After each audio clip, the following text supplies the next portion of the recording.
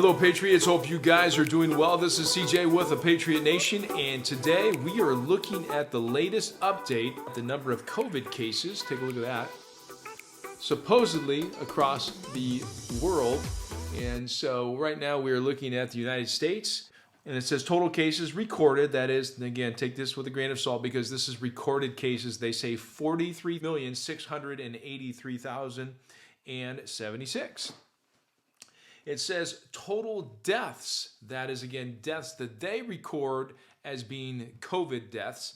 I don't know how that's confirmed, I'll be honest with you. There's actually been a lot of controversy over how it's being recorded, if something is a COVID death or a death due to another illness such as kidney disease, a stroke, maybe diabetes or what have you.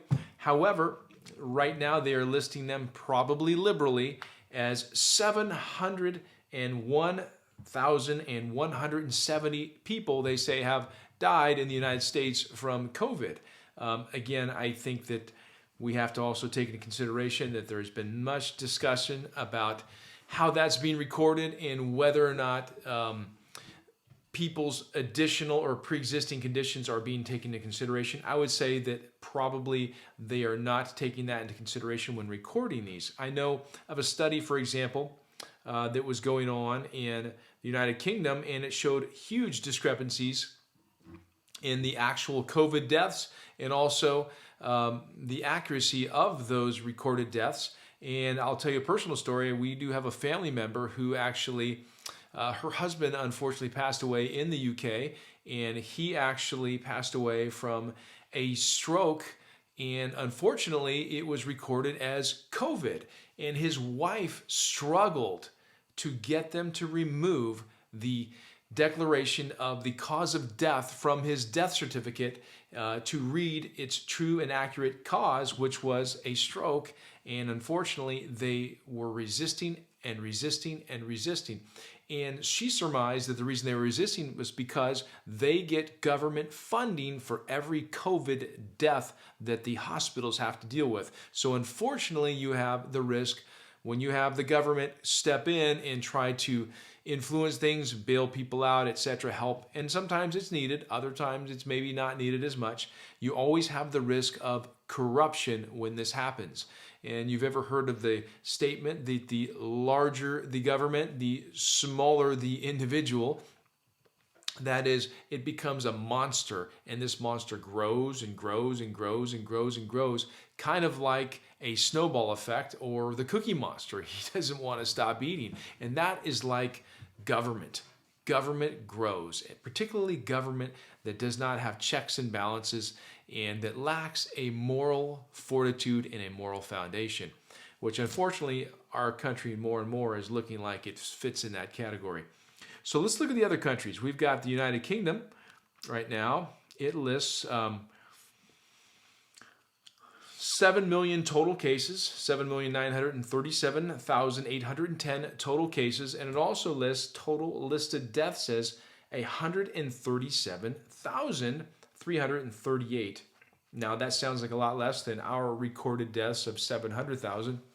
However, the population of the UK is a lot smaller than our population.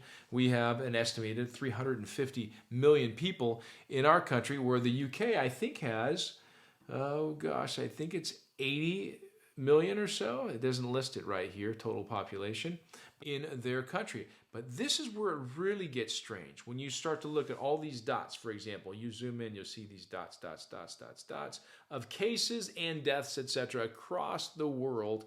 You see in Western hemisphere, in the United States in particular, there are a lot of red dots. Let's take a look at that. A ton of red dots.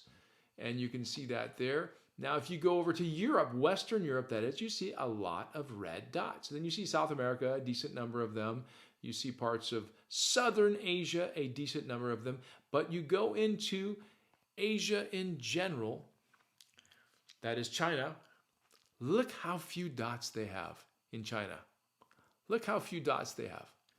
And China is the most populated country in the world. It has over 1 billion people. And we're supposed to believe, see all the lack of dots in China.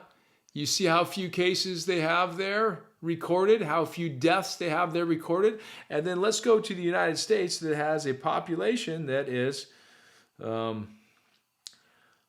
less than 1/3 of China. And look, a lot more red dots, don't we? We've got a lot more red dots.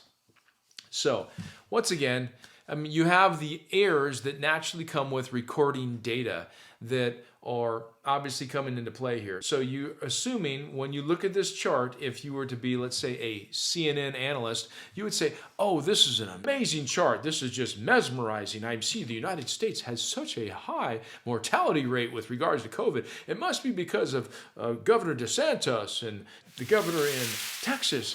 They are just so terrible because they're not making people get their vaccines. However, there's more to it than the pictograph says in terms of the numbers. You see the dots and you look at it compared to the size of the populations, and you see there is a discrepancy in how these deaths, how these cases are being recorded.